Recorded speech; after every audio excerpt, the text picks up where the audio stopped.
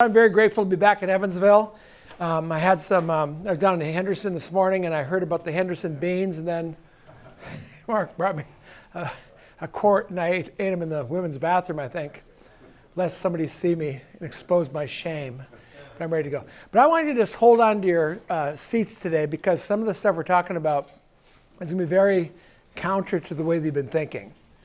And is there a volume on this? Can you guys hear me in the back there? Is it okay? But I'll just start off to say that one of my favorite quotes is by David Smith. He says, "Every day the church must wake up and ask itself, what kind of day is today?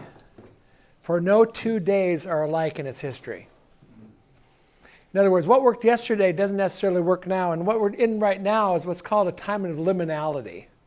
How many know the term liminality? Hold your hand up. But liminal times. It's a super concept, because what it's defined as, Smith defines in his book, but he says, so it's that every living thing has a life cycle. Starts off slow, grows fast, and then eventually dies. Every program that you've done, every way of church you've been doing done, everything, it kind of does that. And what happens is, so pre-COVID times, we kind of knew what to do as ministry leaders. Things were effective. But when COVID hit, what happened was that everything that we relied on that worked stopped working. All the skill sets of standing in front of people and getting energy from people was gone, and now you're standing before a camera and you want to shoot yourself. And so liminal times are a liminal space. Liminality is the space where what used to work no longer works, but what will work has not yet been fully discovered. And so there we were. So this last year has really been a time when we've been in this space of liminality. And it's described as a place where, if you look at in Jerusalem, when the Israelites, that everything they held precious in their promised land was destroyed, and they were taken away to a foreign country, and they're sitting down by the rivers of Babylon trying to figure out how we connect with God in a foreign land, because the way things used to work, we used to have a temple. Yes. And we used to have a calendar, and we knew what to do. We know that God wants us to connect with him, but here we are in a foreign country. It says they sat down and actually wept because they couldn't figure it out. Liminality is the place where in tribal societies, when boys are about 13 years old or so, they're taken across the river and they're circumcised. They live with the men in huts for 30 days. They're no longer boys, but they're not quite men. They're in that place of liminality. And so it's Dorothy, you know. Toto, I have a feeling we're not in Kansas anymore. She doesn't know where she is, but she knows she's not in Kansas. And so Adam Grant wrote a book that just came out, I read last month. But he identifies a place called Mount Stupid. And Mount Stupid is where your willingness to opine and give your opinion on a topic way out is way above what you actually know about the topic. And so some of these things that were heard on Mount Stupid are, I think there is a world market for maybe 2 or maybe 5 computers by Thomas Watson of IBM. You know, television won't be able to hold its own. Who wants to stare at a plywood box, you know? And he was the executive for 20th Century. There's no reason why anyone would want a computer in their home. Ken Olsen owned a computer company. There's practically no use for communication satellites. You know, and there's no chance that the iPhone is ever going to take a strategic market share. Steve Ballmer, CEO of Microsoft. And so it's not that these people aren't smart, it's just that they can't predict the future. And so is there a chance today that we might be on Mount Stupid? Meaning, when you get these little deals, you get them in your inbox every day, right? Here's the path forward. You know, how to successfully relaunch, all this kind of stuff. And they're just telling you what to do. By the way, these slides will be available to you, so you don't want to take any notes. I think I will stand back here since you don't have to look at me. But you can look, I got to see my screen here. So, but is it possible there that we're overconfident of what we're going to do because, again, we're in that time of liminality? The last 20 years, I worked with a group called Leadership Network. Leadership Network was started by a guy named Bob Buford, wrote a book called Halftime. Anybody read that book? Mentored by a guy named Peter Drucker, the founder of Modern Management. And the last 4 years, I began convening with Leadership Network churches around the topic of, and all the kind of big churches. You have Southeast Christian, which is nearby, but Manna Church, Sun Valley, LCBC, Faith Promise, 1122, 12 Stone. Andy Stanley's church, all those kind of churches around the topic of this is that how might we use data, analytics, and messaging to do the 5 things every church has to do to grow and thrive. And that came out of, so when we first started convening these churches, we said, well, why do we want to use data and analytics? And we came down to discovering there are just 5 things every church has to solve for. And so what I want to talk about is introducing, drumroll please, the church engagement framework, or every church's operating system. Every church's operating system. All of you have read Purpose-Driven Life, Purpose-Driven Church, all those kind of things. And this is something different. Because an operating system in computers, you've got your hardware at the bottom level. Then you have your operating system, which is the interface between the computer and the programs that you run on it. So if you use a Macintosh, any Mac products, they use a different operating system than your Microsoft products. Your iPhone different than Android. But the operating system allows you to run all your programs on that, which interfaces with the end user. Is that confusing to anybody, or it's just kind of solid? Solid. I'll take it solid. In the same thing, the church is sort of like the computer. Then you need also an operating system, which is called the Church Engagement Framework, which, when you understand what the platform is, what the operating system is, you can run a number of programs on there that solve for your different problems for your congregants. So here's where the 5 things are these things. So if you think about it, here's the 5 things all of you have to solve for. The first thing you have to do is be able to attract people to your church. And attract means that people are simply aware that your church exists, and when they think of you, what do they think of you?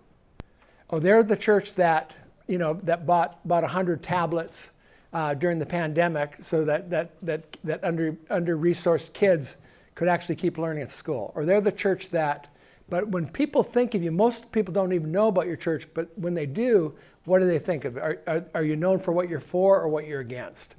Are you about yourselves? Is it a club? Or are you really about the welfare of the city? The second thing every church has to solve for is getting people in the door the first time to a service or an event, right? Or online in that sense. And so it's attract and get, and then you've got to figure out how to keep people. And keeping people is simply retaining the people that come and then closing the back door. So every church that's growing has a front door that's larger than the back door, right? And every church that's dying has more people leaving than they have coming. The fourth thing is they have to figure out how to grow people. So all of your churches have some type of de facto ad hoc growth model. How many here can identify your growth model that here's how people grow? Do you have it? If nobody raises their hand, it's not unusual. Okay, so a couple of you do, but it goes like this. We believe that if people do this or this plus this plus this, they become a disciple, right? So a typical thing is, so North Point Church would say if people are coming to the service and then they're doing 2 or more of these activities, being a small group, giving and serving, a year later, 97% of them are still engaged. If they're doing only one of those things, the most they'll have is 53% of those people engaged.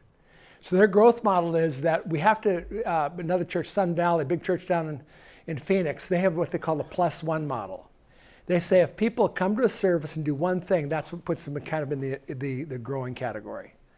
But it's a theory that can be tested, because if people aren't growing, you have to change your theory.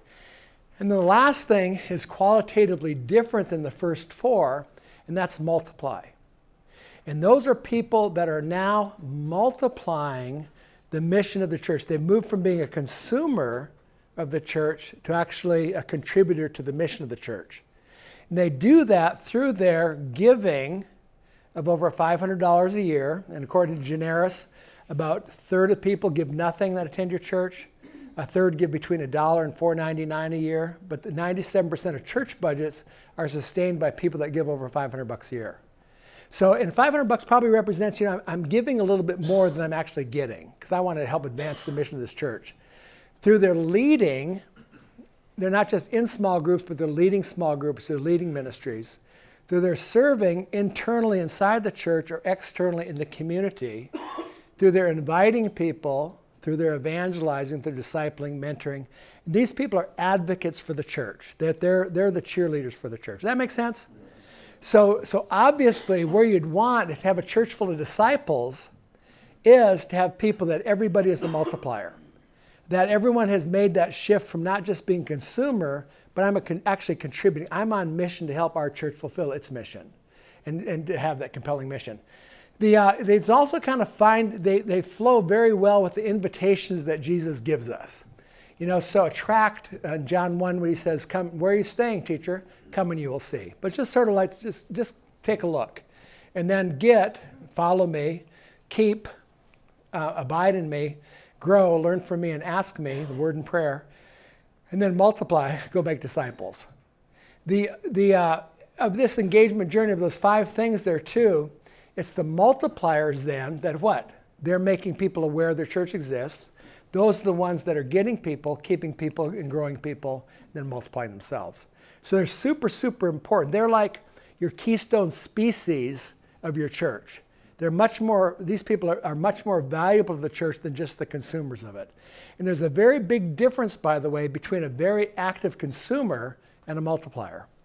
In other words, a person that's in the church every week in a couple of small groups, goes to the men's retreat, eats pancakes at the men's prayer breakfast every month, but is not contributing, that's just an active churchgoer. But where you want to get people, you want them to share that mission with you in doing God's redemptive mission in the world.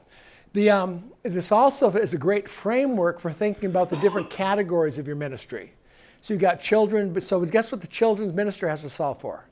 Attract, get, keep, grow, multiply.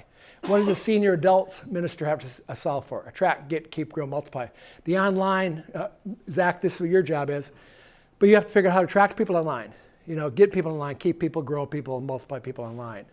And so some of the church that we work with have actually adopted this as their framework for this is what your job description is. What are you going to do in each of these categories to grow your ministry? And so again, being from a platform point of view, they could run any program or app on that thing, and that's what people do. So if you look at your church, you've probably got things that you're because you're solving for these 5 things.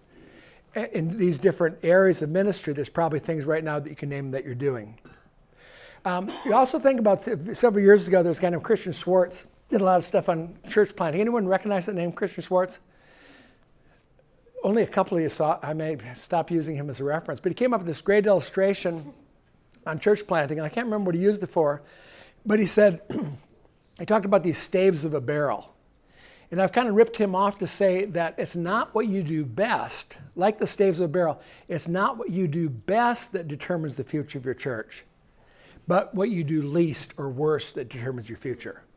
So I was down in Houston a couple years ago, and I said, well, tell me about your church. And they said, oh, we have a wonderful pastor. He graduated from Dallas Seminary, and he's an amazing Bible teacher. 70% of our people are in small groups, our building's paid off, and 80% of our people serve on our serve weekends. I said, man, it sounds like a great church. What's the problem? She said, we have no one under 35.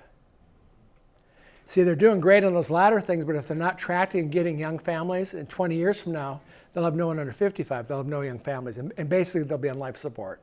And you guys all know churches in this town that are in a situation, and you might have people that are there, absolutely love it, but they haven't solved for the attract and get, that next generation. And so the whole idea is that, so attract and get is all about people you don't have. Those are people in the city, the people that we can see. By the way, isn't it a spectacular view here? But all the people around us that don't know that you exist. And then keep, grow, and multiply are what you're doing, what you're trying to solve for with people that you do have. These people, attract, get, keep, grow, are all about consumption, partly grow, and then a growth that starts to contribute. And then half a growth and multiply are all about contributions you're making.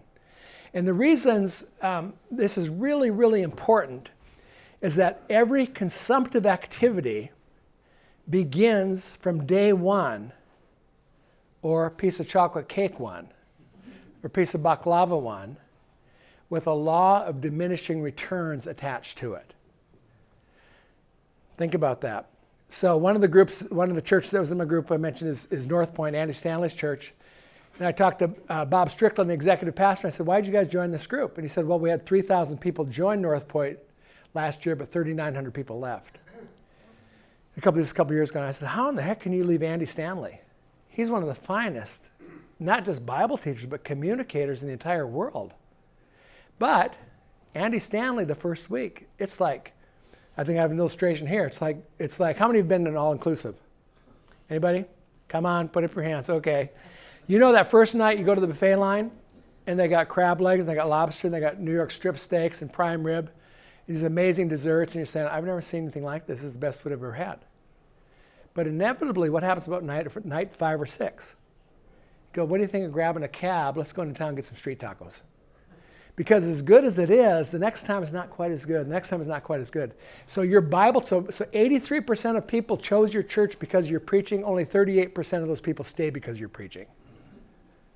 And so the whole thing there is that unless, and you're fooled, by the way, because every week you have people come up to you and you're like a chef on the first night. And they say, oh, chef, this is the most amazing stuff. You just changed my life.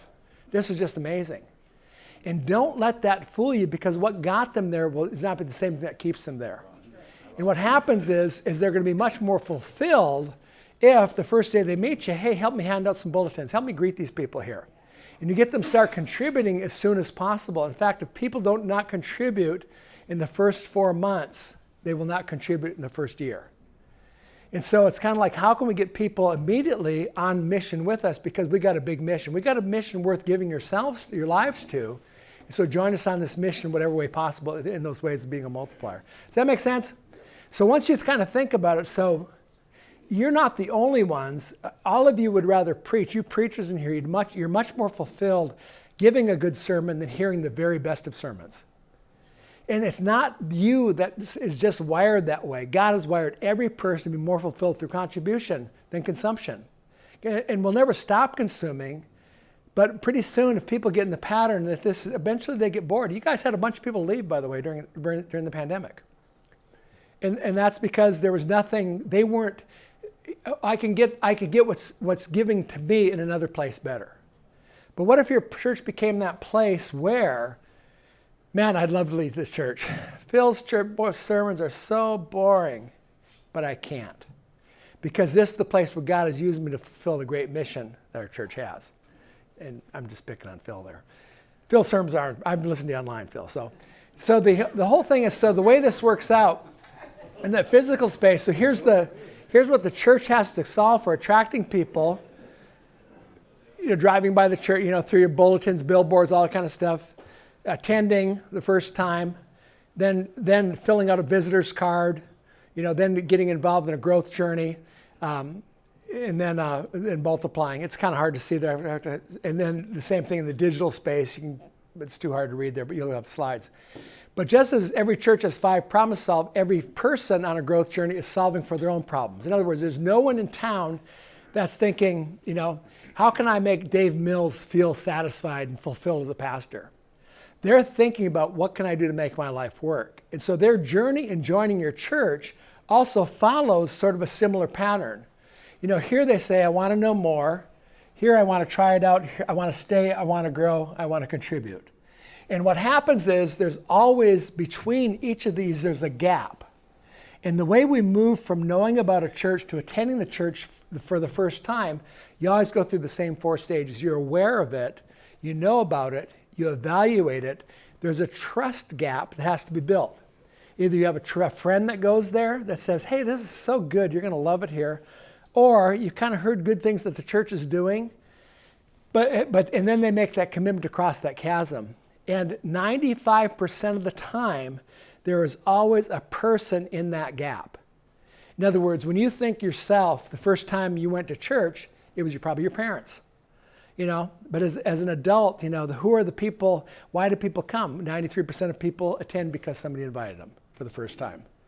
And then why do they stay? It's their largest person. Why do they start growing? Hey, I'm starting a small group, Ray. What do you think you and your wife join us? We're just going to do it for 6 weeks. And then how do you start multiplying? Hey, why don't we code lead this? And then, I'll give you a chance to read it. And there's always that person that's just kind of saying, I kind of want to, but they help them cross that chasm. Does that make sense? So we kind of think it's not going to be magic. Nobody's going to get on a roller coaster and start on the ride and end on the ride. But who are the people in that gap they're going to help you cross from attract, get, keep, grow, and multiply. It's kind of like, so the best thing is what people are looking for, what the church has to offer. That's where you're going to best fill the gap. I have a guy work for a guy, and he always says this: the best way to succeed is by becoming a tactic in somebody else's strategy. And so as church leaders, as ministry leaders, we need to be thinking, what do people want to accomplish in their lives? What do people want out of their lives? What do people need out of their lives? And where can we meet that need, that we're actually solving a problem that they're consciously aware they have? Does that make sense? The best way to succeed is becoming a tactic in somebody else's strategy. What do you want to become? What do you want to be? What do you want to do with your life? And here's how the church can help. So again, this is how one church, they just took that same thing and ran with it another way. And if you evaluated, created a little report card around attract, get, keep, grow, multiply, it might look something like that. Not everyone's all strong in all areas. And so if you were just to take a second to reflect on making your report card around the table. Ross, we got some pens there, right? Yep. And some scratch pads. Why don't you take those, just write attract, get, keep, grow, multiply, or AGKGM. All God's kids got mojo. And then just give yourself a grade right now in your church. This will take about 2 minutes to do this. Just give yourself a grade as best you know how, A being obviously the highest, F failing. But in this city, how are you doing about people are where you exist? How are you doing getting new people in? What are you doing to keep people? How are you doing in growing people? How are you doing in multiplying? But just take, and then what data informs your grade? Don't skip those other two questions. But what data informs your grade? Like what makes you think? What would give yourself that grade? Okay, anybody want to share the report card? Any all A's? Any all A's? Any all B's or above? How about C? How about your C students? Can I see a few hands going up? D's? D's, bunch of D's. Anybody failing? Okay, so it's a good way to check. It's a good way to check just to see where you are, because again, it's not what you do best that determines the future of your church. It's what you do worst. And so again, if you got a bunch of people that are attending but no one's growing or no one's multiplying, it's just you got very, very busy, well-paid staff, you're not going to make it. It's not sustainable.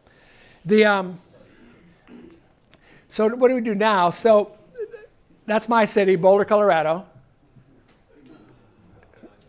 I know the mountains kind of get in the way of the view. I know that, but but Boulder was named America's most innovative town, and because per capita there have been more startups than any other city probably in the world.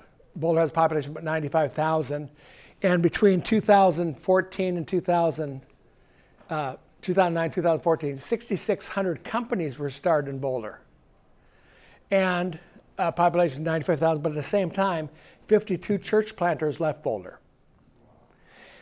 And so it's interesting to see, because the question then you ask, are business entrepreneurs smarter than pastors and church planters, or do they have a different process of discovering the way forward? And so that's where it comes from, introducing a guy named Eric Ries. How many have read a book called The Startup Way or The Lean Startup? Anybody? Okay. Life-changing? Yeah, it's pretty good. Because what he says is started by Eric Ries. What happened with Eric Ries, the old way of starting business, you'd write a business plan, you'd write a pro forma and all that kind of stuff, and then try to get money for it. He says you waste so much money doing that. He said instead, you build what's called a minimum viable product. So when Zappos shoes started, Nick Schwinburne, who started the company, didn't buy any shoes. He started the company by going to a shoe store and said, hey, can I take pictures of your shoes and put them online? And if people buy them, I'll come and pay you full retail for them and then send them to them. He said, sure, take all the pictures you want.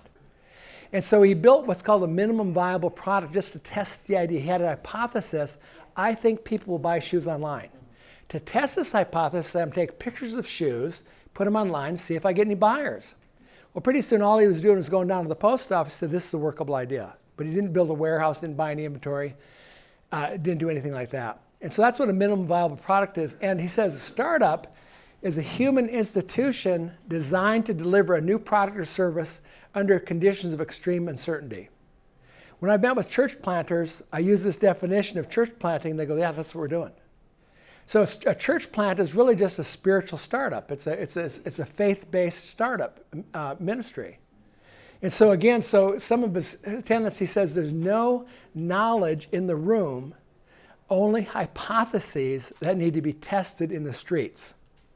Now this is going to make some of you, the hair on the back of your neck go up, and you're going to just disagree with that fully with me because you're getting your direction from the Lord. But I tell you, we are very, very much guilty of this. And especially, God told me. Well, once you say God told me, you have just said, don't tell me, don't give me any input because the final decision's been made.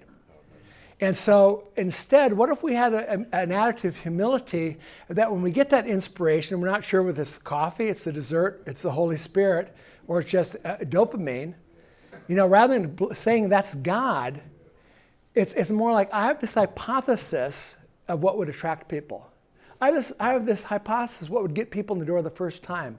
I have this hypothesis how we might keep people and close that back door. And then to test this hypothesis, then you bring everybody else around you to kind of run an experiment. And I think, again, when I was with Campus Crusade for Christ crew for 25 years. When I became a campus director, the way to do it is you go off by yourself for two days and you pray, kind of go off in the mountain, and the Lord will show you what to do. And I was good at that. I'd come back with a plan, lay it out to the staff, and then we'd implement it. And I just say, could it be that was an old way of doing things, that now we have so much more unused, untapped talent in the room? People that want to contribute even on your staff team, but they're delegated to doing the assignments you give them because God told them that's what they ought to be doing. Instead, what if we just had that whole idea that I think this would honor God if we did this. I don't know if it's going to work or not, but we'll give it a shot. Let me give you some examples. So what Reese did, created a hypothesis. He had 3 words. He had an hypothesis, then he built an experiment, then a minimum viable product, and then he measured the results of it. He analyzed it, and that led him to the learning phase. And then if it worked, you persevere with that idea. If the experiment doesn't work, you pivot. This is really, really important. That pivots are not a change in your mission or your vision, but a pivot is a change in the tactic or strategy to reach that vision. Does that make sense? So if you want to reach everybody here, if you want, whatever your vision is, you're saying, we've got this hypothesis that we think if we do this, this will work. We think having a Thursday night service is actually that's only 45 minutes long, would attract a group of people to our church and allow them to grow in their relationship with God. They're too busy on the weekends, they work on the weekends. To test this hypothesis during the summer, we're going to do 8 weeks of Thursday nights. Then we're going to measure, are just the weekend services just migrating to Thursday night, or we're actually getting new people in there? Does that make sense? Now, I might say a Thursday night 45-minute service that has childcare, some of you are thinking, we're going to do that. Because it's sort of like you felt a little, that's a great idea. You don't know if it's a great idea. There's no knowledge in this room right now. There's only hypotheses that need to be tested in the streets. To test this idea, here's what we're going to do about it. Does that make sense? So there has to be kind of a whole shift of thinking. So he says the pivots, not changing the vision, but changing it. And then you keep on doing that cycle over and over again until you get what you want, rinse and repeat what you got. Because you just don't, it's not a one and done thing. Once you have that mission or that objective, then you keep on doing it. So the lean startup approach starts with small batch experiments or A/B testing. Does this work better than this? And so when you think about it, this is all in the Bible, that Daniel, I think, was the inventor of A/B testing. What happened? He said, please test your servants for 10 days, give us nothing but vegetables to eat and water to drink, then compare our appearance with that of the young men who eat the royal food, and treat your servants in accordance with what you find. Build, measure, learn, right there. And so he agreed and tested them. At the end of the 10 days, they looked healthier and better nourished than any of the young men who ate the royal food measure and then learned. So the guard took away the choice food and drink and gave them vegetable instead. And what they did learn, they did persevere with that idea. And that's kind of seems to be a pattern. When you don't know what the future can be, the best thing you can do is come up with an experiment and then run that experiment, see how it goes. And not having the arrogance to say we know what to do. We think this would honor God if we did this. To test that, we're going to run this experiment. Is this making you guys tracking with me on this thing? So the second thing is validated learning. And what happens is, I think when I was with Cru, we never failed at anything. We would say, if we spent $5,000 in an evangelistic event and 2 non-Christians showed up, we'd say, well, those were probably the 2 non-Christians that God wanted there, and declare it a success. Rather than, you know what, that was a big waste of money for $5,000. We just couldn't say it. And some of you guys can't say it either. But if you think about it, that there's no such thing as failure, just validated learning. It's like Edison said, I have not failed. I've just found the 10,000th fiber that doesn't work to keep a light bulb burning. So everything you learn, Adam Grant in that book I introduced a little earlier, he said being wrong, admitting you're wrong is just one step closer to being right. And so again, it's not that you give up on the vision, but sort of like this is what we learned from running that experiment, that it didn't go like that. And there's just success in learning. So Eric Ries may have written it down, but he did not invent Build, Measure, Learn. Where that came from was wisest man ever, right? Wrote 2 books, Proverbs, Ecclesiastes. And you remember what I hypothesized? So wisdom was not intuited. When he said, I set out to discover his what he wanted to say, the lean approach to wise living should be the subtitle. But the problem, he said, I wanted to see what was good for people to do in the heavens during their few days of their lives. And so every experiment begins with a problem you're trying to solve. And if he, being the wisest person on earth, could not intuit the answer without experimentation, where does that leave us? If he had to run experiments, and I'll show you what they were, why do we think we can come up with the right idea the first time it enters our mind? Why do we think that's the right idea? So what he did, if you look at his little cycle there, hypothesis, I want to see what was good for people to do. Building, ran an experiment, created a minimum viable product. So, you got to read that thing. Holy mackerel. Why did I write that so small? But so I wonder what took great projects. I built houses, I planted 1 billion vineyards, I made gardens, parks, I planted trees, I made reservoirs, I bought slaves, I owned herds and flocks, I amassed silver and gold and treasures, I acquired satyrs, I acquired a harem. I denied myself none of these things. I refused myself no pleasure. Then he measured it. Yet, when I surveyed all my hands had done, what I toiled to achieve, everything was meaningless at chasing after the wind. Tries it again. He learns. Then he analyzes. Nothing was gained under the sun. So then he starts another. Then he decides not to persevere, but to pivot. And then that takes him to. So he went on to the drawing board, built a number of successes of humanity, providence, diligence, investment. He tested that. Youth and old age. With each experiment, he measured the result, learned from his experiment. No, that's not quite it. And what he finally came to the conclusion was, Build, Measure, Learn. Here's the conclusion of the matter. Fear God and keep his commandments, for this is the duty of all mankind. So the whole book of Ecclesiastes is a series of experiments that he ran trying to figure out what was good for people to do under the earth. He couldn't, as the wisest person, intuit it. So again, if he couldn't learn it just by himself, where does that leave us? And he was the wisest man. This is Bono, if you know that song. I still haven't found what I'm looking for. He talks about all the things he tries. He still hasn't found it. It's really Ecclesiastes put to music. The Build, Measure, Learn, Build, Measure, Learn. So it's interesting. HBR came up with an article last year that they studied 116 early stage startups. 58 of those startups were trained in the lean startup approach. After 1 year, the average revenue for all the lean startup ones was $9,400 compared to $1,092 for the companies that didn't use that approach. And so it's kind of almost 8 or 9 times more revenue. One of the guys I work with in Boulder, a guy named Bill Hippenmeyer. Bill was the former director of Google for Europe, North America, and Middle East. And Bill said that Google, we had 2 types of problems to face. He said we have what we call complicated problems. And complicated problems are really hard problems, but there are known solutions. And so if we had all the parts of a car on the floor here, but we had the tools and an instruction manual, given enough effort, elbow grease, we could do it. We may not want to do it, but you get that kind of work by just grinding it out. You just day after day get them kind of make a step in that same direction. He says the other type of problems Google faced were what they call complex problems, for which there wasn't a known solution. And so for complex problems, the best thing you can do is come up with a hypothesis and an experiment to test that hypothesis, right? Because nobody's ever done it before. Nobody's solved for it before. And I want to say, and so a hypothesis, we believe that if we do this, it will lead to more of, or if you want less of this.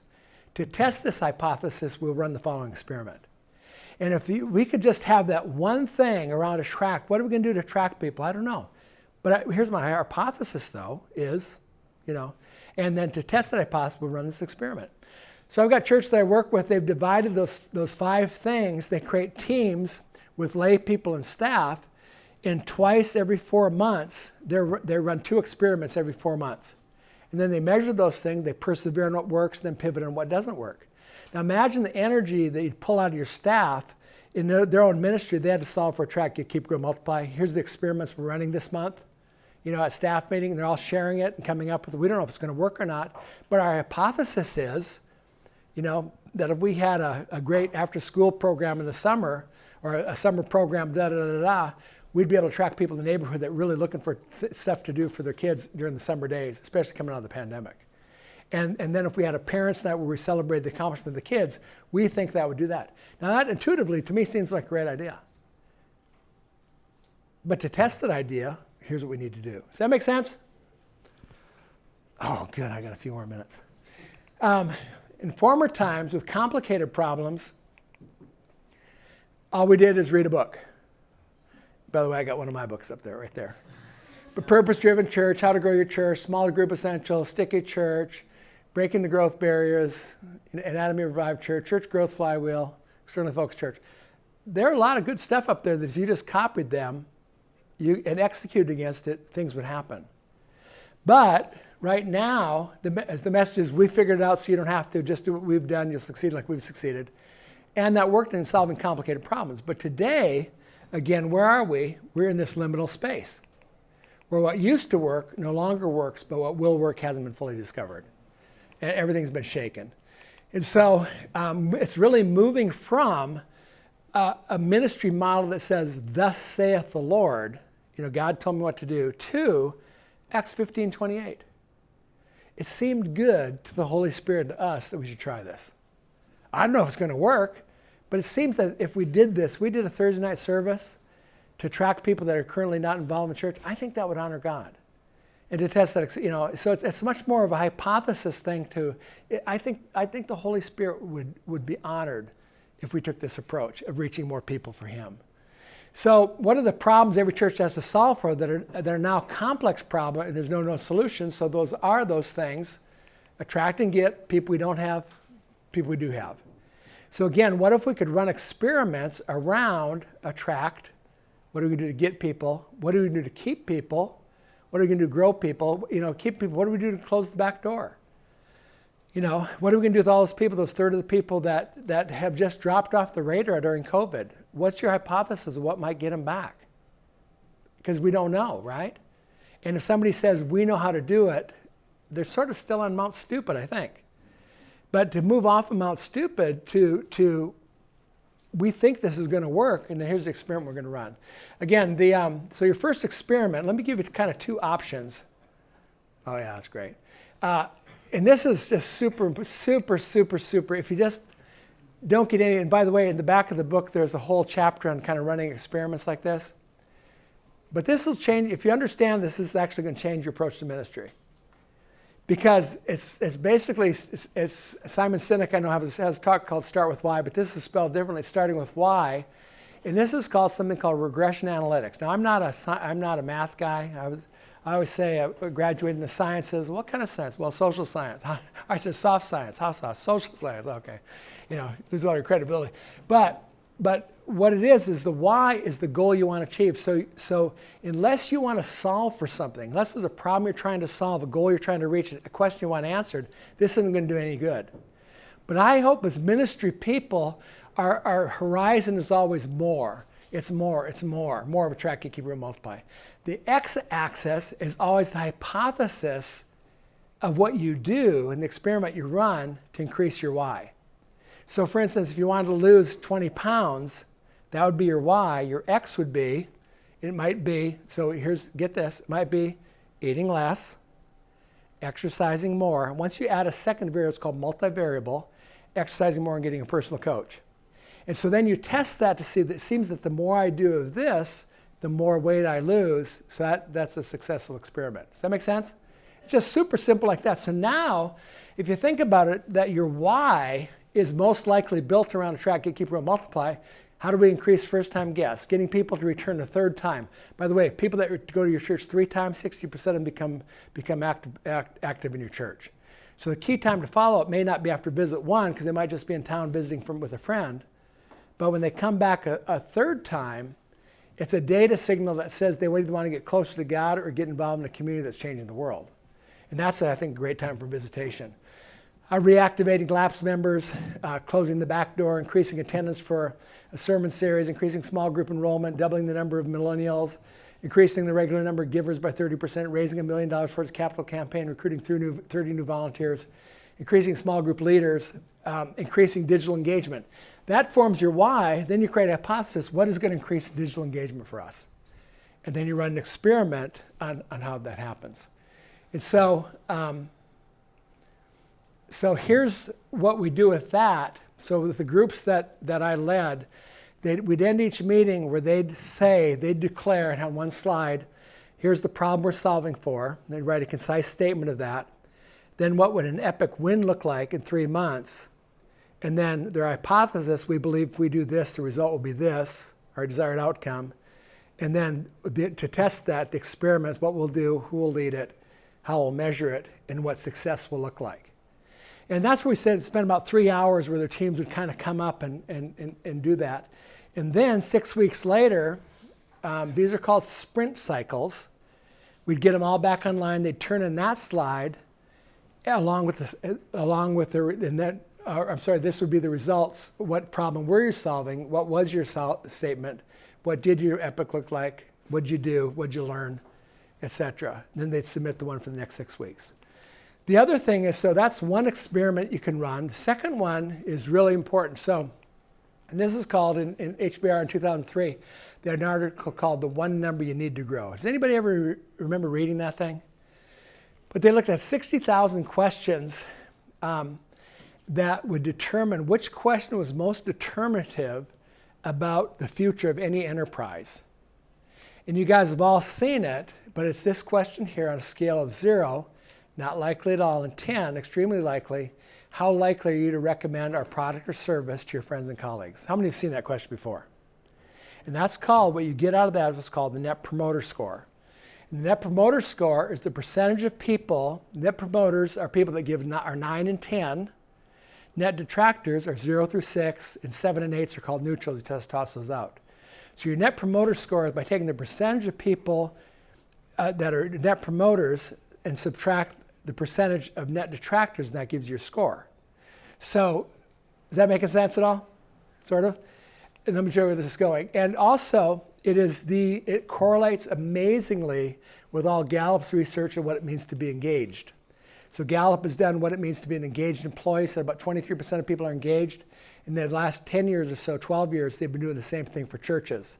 But it correlates with a 90% correlation of people being engaged in your church. So how we compare, so Costco has 78, Nordstrom 75, Apple 70, Amazon 69, Southwest Airlines 66. So those are top 6 companies in the US. And in the end, Net Promoter Score, it can go from minus 100 to plus 100. So anything above 0 is good. Anything above 50 is excellent. Anything above 70 is considered world class. And so what we did with each of these groups, before we convened for the first time, for the churches that had like have a dozen churches, and they would do that with 100 people in their church. They just take a simple survey like this. How long have you attended church? How often do you attend? Which service do you attend? Your age, your gender, your relationship status. How did you hear about it? Why did you decide to attend? Why did you stay? What's caused you to grow? How are you multiplying the mission of the church? Then how many services you watched online, blah, blah, blah, blah, blah. And then the last question is how likely are you to recommend your church to your friends and colleagues? And so what happens, so before we even met for the first time, we had all the churches take this, and 100 is a good representative sample to show you within about 90% accuracy of your church. To get to 95%, you have to do 300 people. But to put 100 surveys, 50 at each service, on seats and have them just fill it out, you will learn an incredible amount. Because what happens is then you can start comparing, like the people, like one of the things we found, like Willow Creek was in ours, and the longer people attended, the least likely they were to recommend the church to somebody else. So it wasn't like, but the more frequently they attended, they're more likely. So if you knew, for instance, that the people that have been there less than a year are more likely to recommend your church to other people, then could that create a hypothesis that we need to give tools to make it easier for new people to invite their friends and neighbors that are non-believers or curious people, rather than just assuming that it's the mature people that are going to invite people. Does that make sense? So just by running this right here would be an amazing first experiment for all you guys to do in your churches. Just print that off and next week just have it out there, and then get together in staff meeting and just sort those things out, and by, what are we seeing here? And you can do it on SurveyMonkey too. I'm not smart enough to do that yet. So then so what happens is for most people, data, oh wow, that's interesting. 70% of our young people live with somebody before they get married, and those are the Christians. Wow, that's really interesting. And in this world, interesting is the exact enemy of actionable. And what you want actionable insights. So how does the NPS correlate to campus, length of attendance, frequency, age, gender, marital status, all those things. And then you find out, how did people hear about your church? Oh, we saw that billboard. This is crazy. One church I worked with, they did this, I just saw their stuff, and 1 year it was 0 on social media. Last year it was 300, or 2 years ago it was 300. And so even though more people were coming because they were personally inviting, it went to go to 0 to 300 through social media, that might create a hypothesis. Maybe we need to double down on social media to see if we can double that amount. Because that seems to be really getting people, attracting people that we'd never get before. Okay, I think I'm done. Ross, how much time do I have? Oh, Ross, I'm early, a little bit early. 3 minutes, okay. So question, I know that was like drinking from water. How many, raise your hand if you think it's like drinking from water. What do you call it? Hydrant. Because it really was. I mean, I talk fast, and I got a lot of new content that will be exposed to. But raise your hand if this is something that interests you. Anybody?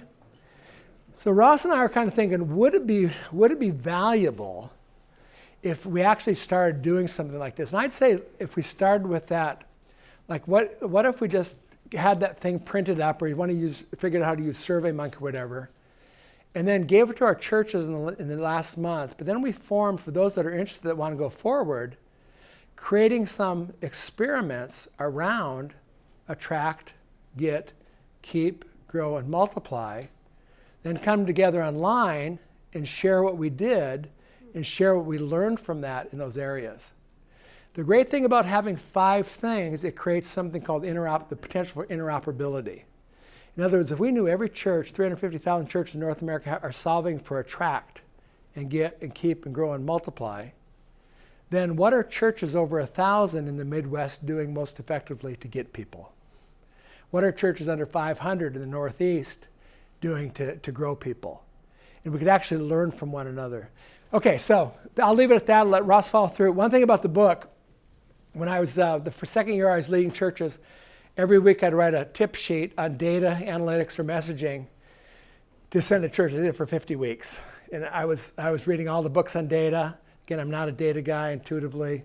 But then I was subscribing to things like on Google with actionable insight and big data and all that kind of stuff. And I read all that stuff.